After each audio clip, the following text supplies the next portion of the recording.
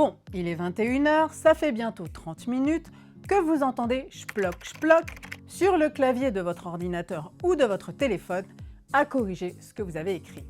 Vous avez sélectionné un certain nombre de profils, mais que devez-vous rédiger dans votre premier message?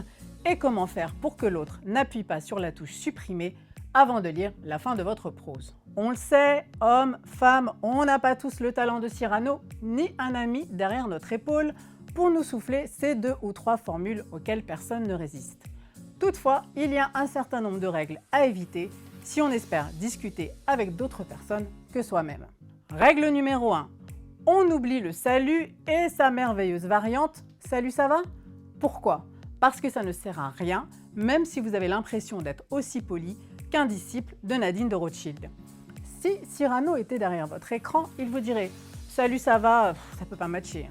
Bien sûr, on soigne tout particulièrement son orthographe parce qu'on ne joue pas à motus. On a besoin de toutes les voyelles et de toutes les consonnes pour déchiffrer votre message.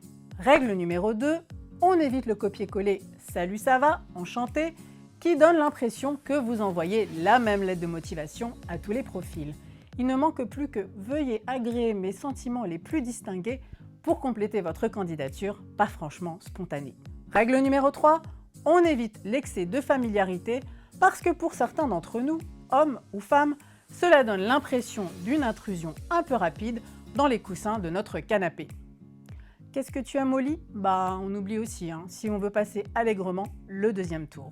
Alors on écrit quoi au premier message si on ne possède pas le petit Cyrano illustré?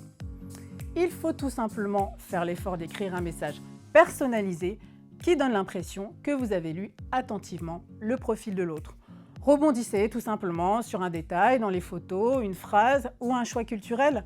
Dites ce qui vous a intéressé chez la personne, certes son physique, mais encore. Hommes, femmes, on a tous besoin à un moment donné de se sentir un peu unique. Enfin, n'oubliez pas de conclure votre premier message par une question ouverte et personnalisée, parce que le dialogue, ça commence aussi par la maîtrise des points d'interrogation.